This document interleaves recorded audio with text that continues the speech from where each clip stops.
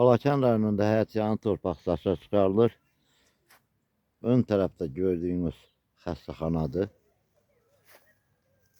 Demək olar ki, xəstəxana ilə üzbəüzdə yerləşir. Yan tərəfi kubik daş ilə hasar alınıbdır. Gördüyünüz bu hissədən, yəni ön tərəfdən 2 hissə satılıb. Bu aralıqda 3 sot yarım torpaqdır. Həyətyanıdır, kubçası var. Bir sotun qiyməti 5500 manatdan təklif olunur. Kubçalıdır. Qarşısı yenə belə bir asfalt yoldur.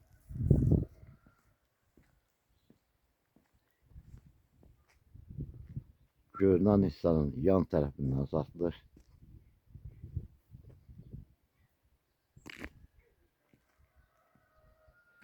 Təxminən 150-200 metr irəlidə gördüyümüz xəstəxanadır.